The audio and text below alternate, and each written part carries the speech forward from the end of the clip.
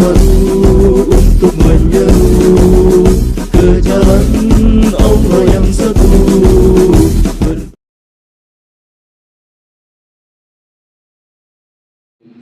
Mitra pemerintah daerah Kota Bukit Tinggi yang sudah berkiprah lama dan sangat mempunyai partisipasi dan andil besar di dalam pembangunan kemasyarakatan, terutama pembangunan keagamaan di Kota Bukit Tinggi.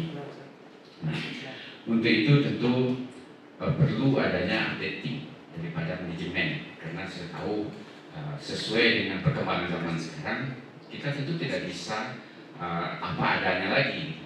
Nah, karena perkembangan, apalagi yang kita hadapi sekarang, dunia sudah berubah, dunia yang sudah masuk ke dalam dunia digitalisasi, kemudian sosial yang sudah berubah, dan generasi sudah berubah. Nah, kita tahu sering kita dengar juga bahwa didiklah anakmu sesuai dengan zamannya, karena mereka tidak hidup di zamanmu. Artinya bahwa setiap zaman itu berubah, tentu akan diperlukan penyesuaian tentang bagaimana cara menyampaikan, cara menyajikan ajaran-ajaran agama ini, walaupun ajaran agama tersebut tidak berubah dan tidak bisa berubah-ubah. Nah, di dalam rangka penyesuaian tersebut tentu akan ada perlunya manajemen daripada bagaimana kita merencanakan suatu dakwah yang baik, kemudian bagaimana pula organisirnya, siapa mengerjakan apa. Kalau dai adalah sebuah organisasi, di mana organisasi itu kita paham bahwa organisasi adalah berpadunya dua orang atau lebih sehingga mencapai tujuan melalui sebuah yang namanya ikatan organisasi. Ia adalah wadah untuk mencapai tujuan dari dua orang atau lebih itu. Nah, kita juga tahu bahwa IKADI tentunya juga harus masuk menyesuaikan bagaimana membagi tugas-tugas ini, tidak hanya sampai kepada nilai-nilai yang harus diajarkan, tetapi juga bagaimana mengelola, memanage sebuah dakwah ini. Kemudian juga activating atau dalam hal ini bagaimana mengaktualkannya, bagaimana menerapkannya. Nah, di dunia yang sudah berubah tentu juga perlu ada penyesuaian. Penyesuaian tersebut terutama bagaimana cara menyajikannya kepada umat. Karena umat sekarang sudah sangat jauh berbeda dengan umat sebelumnya. Nah, terutama di dalam konteks kita, dalam berkontak, dalam cara bagaimana kita bersosialisasi. Kalau dulu mungkin kita hanya mengandalkan bagaimana cara umum, bagaimana di masjid-masjid. Namun dengan perubahan zaman sekarang, ada yang namanya era disruptif ini, era tidak normal lagi. Tidak normal dalam arti kalau dibandingkan dengan yang dulu, tentunya kita harus perlu penyesuaian. Nah, di era disruptif ini kita juga harus masuk ke dalam dunia digitalisasi umpamanya. Kita juga harus menyesuaikan bagaimana cara menyajikan yang menarik. Karena sekarang dengan banyaknya media-media sosial, maka ada penyajian-penyajian yang menarik sehingga walaupun tidak bermutu ditonton oleh orang, tetapi ajaran agama ini harus masuk ke relung-relung hati kita yang merupakan fundamental daripada kehidupan sosial kita, kehidupan beragama kita. Itu kadang-kadang terabaikan. Kenapa? Karena mungkin cara penyajiannya kurang menarik bagi audiennya. Maka untuk itu kita perlu, dan kita tidak harus masuk ke hal-hal seperti itu untuk menyesuaikannya. Karena generasi sekarang adalah generasi Gen Z, ya. Generasi Z dan generasi Alpha juga bisa masuk. Mereka itu adalah orang-orang yang aktif, orang-orang yang sudah terbiasa dengan digital. Maka untuk itu, kami juga tentu harus menyesuaikan bagaimana masuk ke dalam era digitalisasi ini. Nah, kita tahu bahwa kalau dulu di dalam literasi, ya, literasi pertama itu kan turun kepada Nabi Muhammad melalui surat Al-Alaq, yaitu Iqra bismi rabbikal ladzi khalaq. Itu adalah di sana tertulis bahwa tentang membaca dan menulis. Namun karena perkembangan dunia sekarang, digitalisasi sekarang sudah berubah dan itu harus diperkaya lagi. Yaitu pertama melalui bukan hanya baca tulis saja, tetapi juga sekarang sudah harus masuk juga kepada numerisasi atau angka-angka, pengalihan-pengalihan, penjumlahan dan lain. Kemudian ketiga masuk lagi ke sains dan teknologi. Nah, dalam era sains dan teknologi tentu ilmu juga berkembang. Ya, ilmu memang berkembang dari apa yang telah ada di dalam Al-Quran. Dan tetapi dalam pengembangan tersebut terus sampai sekarang sudah sains dan teknologi itu sangat berkembang sekali.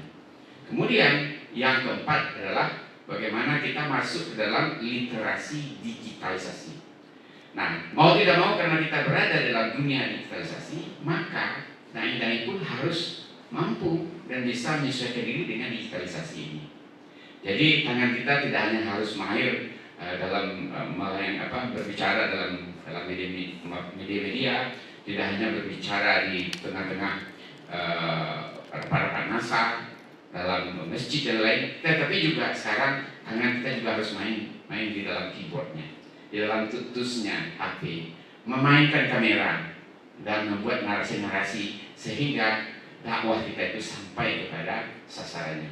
Jadi sasarannya sudah berubah karena mereka sudah natif dengan sudah terbiasa dengan alat-alat digitalisasi. Untuk itu tentu perlu penyesuaian diri kita di dalam hal tersebut. Nah, kemudian di dalam kita menyampaikan dalam dunia pendidikan pada umumnya atau di dalam apapun sosialisasi tentang sesuatu yang harus dilaksanakan, itu kan diukur dalam 4 hal.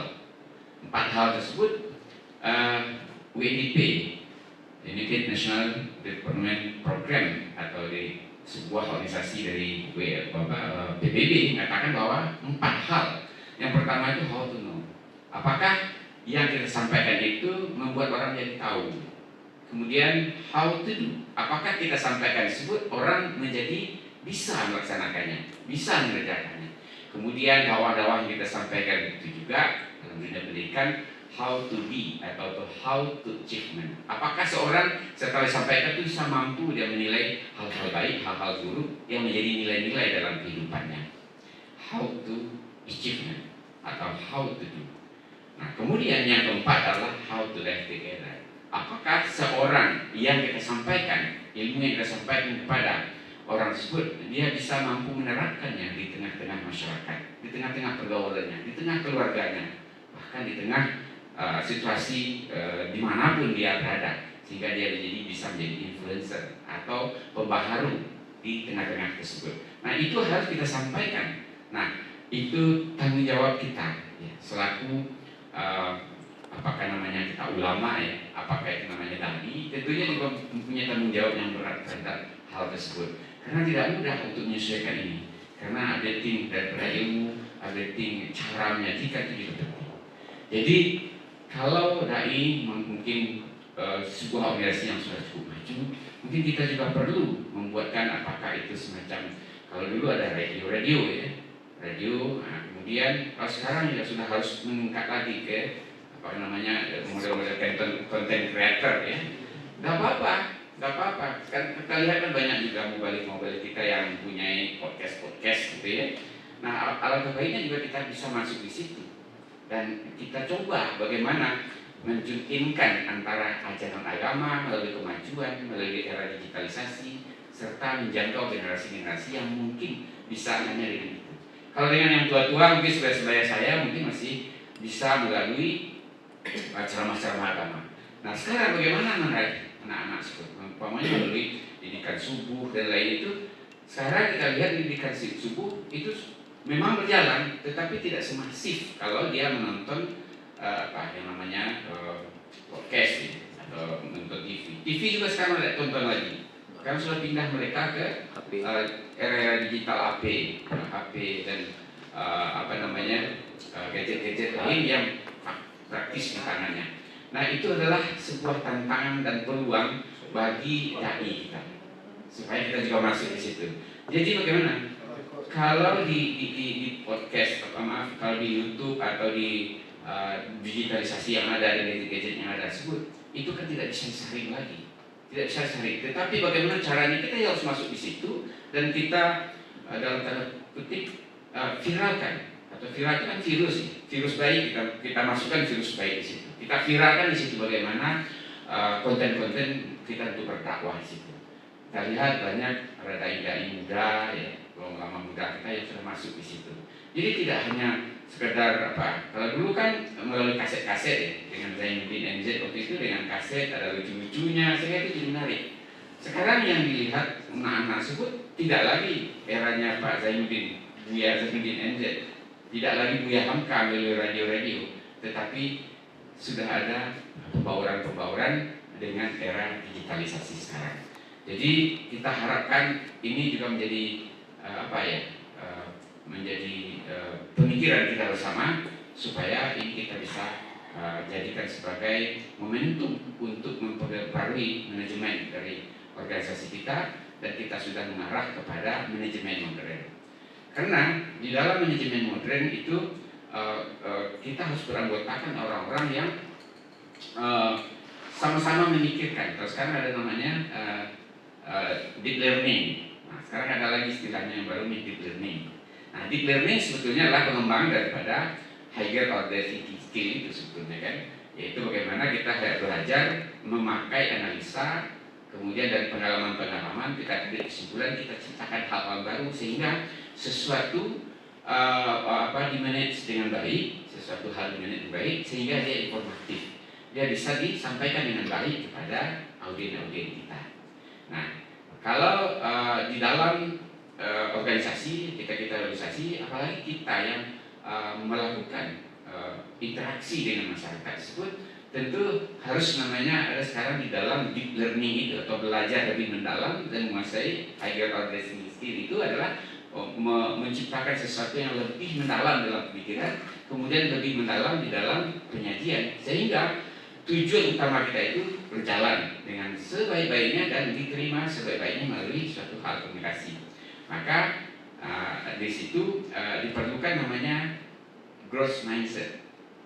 Growth mindset itu adalah cara berpikir yang tumbuh. Nah, kalau cara berpikir tumbuh itu tidak memakai apa yang ada, atau kayak taralah istilah gitu. Nah, kalau kan ada kayak taralah bentuk akar atau itu kan. Tetapi kalau dengan growth mindset kita melihat bahwa segala sesuatu yang ingin kita sampaikan dan segala sesuatu yang kita pikirkan itu dia berhubungan dengan satu sama lain, informasi satu dengan informasi lain sehingga dia berkembang. Kita hubungkan satu dengan lain. Contohnya ketika kita melihat air dalam air mineral ini, kalau kita melihat hanya sebagai biasa-biasa saja, ya ini air minum, oke, ini adalah minum yang akan disajikan untuk minum. Tetapi kalau kita dengan growth mindset atau berpikir lebih mendalam, maka kita hubungkan. Seandainya ingin minum, ini untuk berapa orang, ini berapa kali tegukan, kemudian berapa tenaga kerja yang dihasilkan, ini setelah habis ini kenapa, dan bagaimana nanti dengan sampahnya diolah lagi sehingga dia jadi luas. Maka suatu hal yang kita lihat itu akan berhubungan dengan lain, itu namanya adalah growth mindset. Orang dengan growth mindset, orang yang berpikir luas tersebut adalah orang yang suka dengan pembaharuan. Orang apabila dia mempunyai kritikan terhadap kita, lalu kita terima dan kita jadikan itu sebagai pembangun. Jadi bukanlah suatu ibarat sapu lidi yang dihadapkan kepada kita yang akan mengancam, sehingga kita proteksi diri kita. Nah, maka dengan adanya growth mindset, kita melihat perkembangan-perkembangan itu bahagian dari kita, dan perkembangan-perkembangan lain tidak menjadi bahagian dari ancaman buat kita. Sehingga SMS tidak ada lagi. SMS itu senang melihat orang susah melihat orang senang. Maka itu adalah salah satu pikiran yang maksud dengan fixed mindset. Kalau fixed mindset itu ya padanya saja. Kalau ada orang akan maju, kalau perlu itu tenang ya. Nah, artinya kalau kita ingin maju, ya IKD ingin maju, tentu setiap kita menjadikan apapun yang disampaikan oleh orang itu kita ambil sebagai growth mindset dan fixed mindset dari kita, sehingga dia menjadi terpadu, lalu kita dakwahkan lagi sehingga dia masukan-masukan itu menjadi lebih baik buat kita. Jadi insyaallah ini Bapak Ustadz kita yang jauh kita juga sudah hadir, tentu kita akan berharap beliau nanti menyampaikannya. Silakan Ustadz. Jadi kalau kita masih fixed mindset, maka tentu kita tidak ingin segala sesuatunya maju. Maka kalau ada sesuatu yang akan ditugaskan, kita jadi malas. Kalau kita malas, artinya itu adalah lanjut seperti Anak lo sasak, lo sudah lo membuka, lanjut step. Nah, jadi orang-orang yang growth mindset tadi dia akan sangat terbuka. Tetapi kalau orang yang fixed mindset, dia tidak ingin orang lain maju dan dia hanya ingin memonopoli. Dan tetapi juga dia tidak ingin mengerjakan lebih daripada kemampuannya. Apa yang ada kemampuannya dia tidak ingin lebih. Kenapa? Karena itu nama-nama kerajo sih. Kalau kerajo itu nama-nama kerajo. Itu artinya adalah orang yang tidak bisa mindset. Nah, fixed mindset itu sekarang berada di setiap lini. Inilah tantang terberat kita di negara kita sekarang. Kita lihat kalau ada yang mau maju kan kita turunin itu. Secara baik, secara sosial maupun secara politik. Ada yang maju, sudah mencalon diri segala macam, maju buru-buruan dengan ya bertahwak dan lain-lain lah, sehingga itu adalah tidak mengandung growth mindset. Jadi saya berharap dan saya yakin bahwa IKADI adalah orang-orang yang growth mindset. Saya yakin sekali karena terlihat dari tampilan beliau sehari-hari.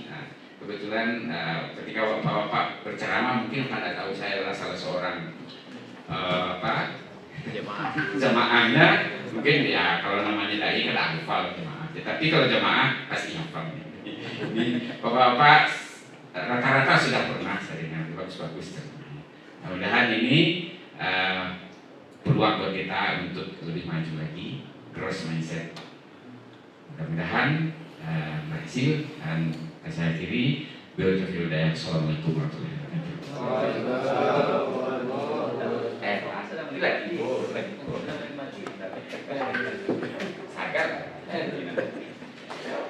Berikutnya sambutan dari Wakil Wali Kota sekaligus membuka acara secara resmi kegiatan pelatihan manajemen organisasi dan kelembagaan dakwah IKADI Kota Bukit Tinggi. Kepada Bapak Wakil Wali Kota disilakan.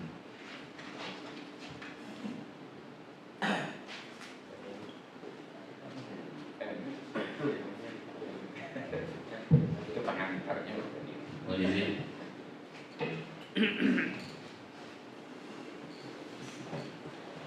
Bismillahirrahmanirrahim. Assalamualaikum warahmatullahi wabarakatuh. Alhamdulillah wa nasyukurillah, salatu wassalamu ala Rasulillah wa ala alihi washabihi wa man walah, wa la haula wa la quwwata illa billah. Ya, sama-sama kita hormati Pak Haji Mabda Abran. Hari ini amanah beliau satu ya, sebandi ya. Sebelumnya sempat juga ada doa amanah. Mudah-mudahan kita akan tetap sehat, tetap kuat, mengemban amanah di penghujung masa bakti lebih kurang ya 7 bulan lagi. Kemudian yang sama-sama kita hormati Sekretaris DPRD Kota Bukit Tinggi diwakili oleh Pak Kabid. Yang kita muliakan Ustaz Fahmil, Ketua Ikatan Dai Indonesia Kota Bukit Tinggi beserta jajaran pengurus. Seterusnya para ustazah fillah dan mukumullah beserta para ustaz ya. Berarti dari fokus hari bertemu baru meninggal. para ustaz fillah dan mukumullah beserta pusat manajemen organisasi dan lembaga IKADI Kota Bukit Tinggi. Dan yang kita hormati Ketua DPRD Kota Bukit Tinggi Bapak Haji Syaiful Effendi LCMA yang melalui perantaraan pokok-pokok pikiran beliau kegiatan ini terlaksana. Kita doakan mudah-mudahan Syaiful dalam keadaan sehat, kuat, amanah dan sukses juga melanjutkan studi S3 di UIN Bukit Tinggi. Bapak sekalian, para ustaz yang dirahmati Allah Ta'ala, kita bersyukur kepada Allah SWT, salawat dan salam kepada Rasulullah Muhammad wa ala Muhammad. Pertama sekali, izinkan kami atas nama pemerintah Kota Bukit Tinggi kembali menyampaikan salam sekaligus permohonan maaf dari Bapak Wali Kota Bukit Tinggi, Bapak Haji Matias, Sarjana Hukum, Sedianya beliau hari ini akan kembali ke Bukit Tinggi setelah melaksanakan tugas. Karena kemarin beliau bersama dengan seluruh bupati, wali kota se-Indonesia dipanggil menghadap Presiden Prabowo melaksanakan rapat koordinasi berkenaan dengan kondisi kebangsaan terkini. Demikian, beliau tadi menginformasikan bahwa beliau masih ada kegiatan lain yang tidak bisa ditinggalkan, sehingga kepada kami kemenangan untuk membersamai para ustadz dalam kegiatan ini. Sekali lagi salam dan maaf dari beliau, sekaligus juga hantaran doa dari Bapak Wali Kota. Mudah-mudahan kegiatan kita ini, pelatihan untuk manajemen organisasi ini dari awal sampai berjalan dengan lancar. Amin. Para ustadz sekalian dan bapak-bapak yang dirahmati Allah Ta'ala, yang kedua, atas nama Pemerintah Kota Bukit Tinggi juga kami menyampaikan ucapan barakallahu fikum, selamat kepada IKAD Kota Bukit Tinggi yang sudah terpilih mendapatkan pokok-pokok pikiran dari Ketua DPRD Bukit Tinggi. Karena kami yakin percaya IKAD mendapatkan catatan khusus dari Ketua DPRD Bukit Tinggi, sehingga pokirnya diserahkan kepada IKAD. Di tengah banyaknya organisasi yang lain yang juga mengirimkan proposal mengharapkan hal yang sama untuk bisa dilirik oleh pimpinan DPRD, bisa memanfaatkan pokok-pokok pikiran. Tapi hari ini dengan izin Allah, IKAD menjadi salah satu organisasi keislaman terpilih.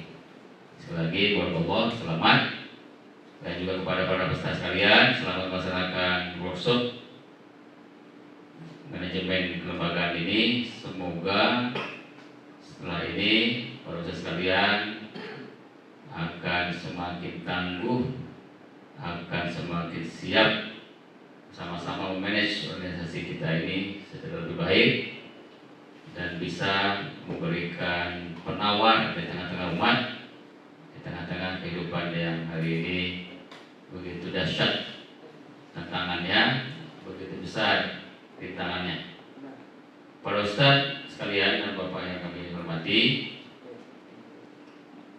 berbicara berkenaan dengan manajemen organisasi ini, kita barangkali sama-sama sudah memahami, bahkan hafal apa yang pernah disampaikan oleh Sayyidina Ali bin Abi Thalib radhiyallahu anhu berkenaan dengan pentingnya manajemen ini. Al-haqqu bila nizam sayaghlibul batil bin nizam. Kebenaran yang tidak terorganisir dengan baik akan dikalahkan oleh kebatilan yang terorganisir dengan baik. Termasuklah dalam hal ini organisasi seperti IKAD ini, kalau tidak dimanage dengan profesional, dengan proporsional, dengan manajemen modern, pasti akan dikalahkan oleh organisasi yang lain yang justru dimanage sangat baik. Nah, dengan demikian pelatihan ini barangkali kami percaya dalam rangka mengijabahi apa yang sudah disampaikan oleh Sayyidina Ali bin Abi Thalib tadi, agar kita semua bersama-sama tetap mengingat bahwa apapun nama organisasinya, apalagi ini adalah organisasi para pendakwah, perlu ditata kelola dengan sebaik-baiknya, termasuk penata kelolaan masalah keuangannya. Begitu ya Pak? Di Pak Melvin cukup lama juga beliau di Badan Keuangan. Ternyata hal-hal yang berkenaan dengan manajemen keuangan ini juga perlu kita menatanya dengan baik, karena suatu saat akan diminta pertanggungjawabannya. Baik Bapak sekalian, Bapak sekalian, para ustaz sekalian, tepat pada pukul 12:16 dengan berserah diri kepada Allah Ta'ala, sama-sama kita membuka workshop manajemen organisasi dari kelembagaan IKAD Kota Bukit Tinggi. Bukit Tinggi bilang, Bukit Tinggi Kota Perjuangan, dengan membacakan lafaz al-basmalah. Bismillahirrahmanirrahim. Semoga Allah SWT ridho dengan apa yang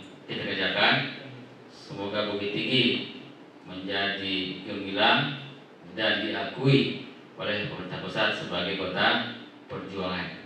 Apa tandanya? Kalau nanti lahir undang-undang keistimewaan atau kekhususan tentang Bukit Tinggi seperti DKI Jakarta ataupun Yogyakarta, maka disitulah bentuk kegembiraan kita Bukit Tinggi sebagai kota perjuangan. Terima kasih. Assalamualaikum warahmatullahi wabarakatuh.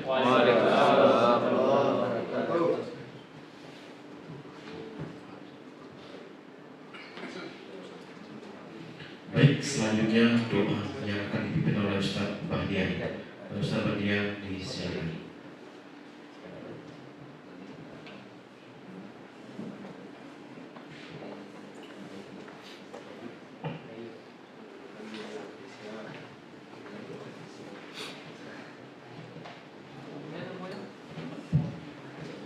Bismillahirrahmanirrahim.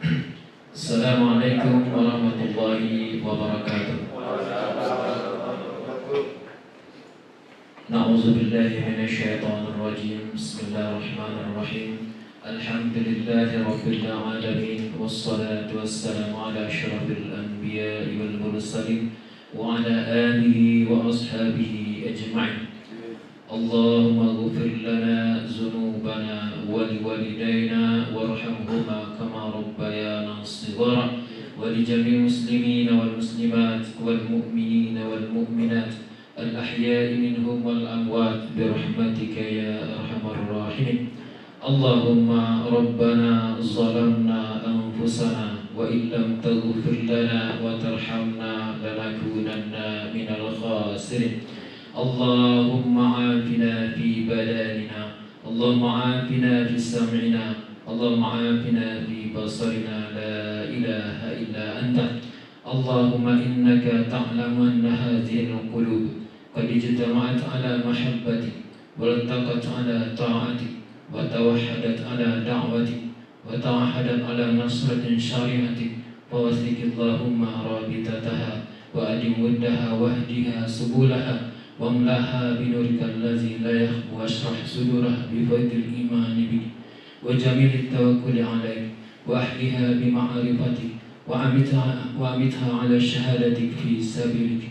Allahumma rabbana atina fid dunya hasanah wa fil akhirati hasanah wa qina azaban nar. Allahumma innaka antas sami'un alim wa tub alaina innaka antat tawwabur rahim. Allahumma rabbana innaka antas sami'un alim wa tub alaina innaka antat tawwabur rahim. Wa sallallahu ala sayyidina Muhammadin wa ala alihi wa ashabihi ajma'in. Subhana rabbika rabbil izzati amma yasifun wa salamun ala al-mursalin walhamdulillahi rabbil alamin. Assalamualaikum warahmatullahi wabarakatuh.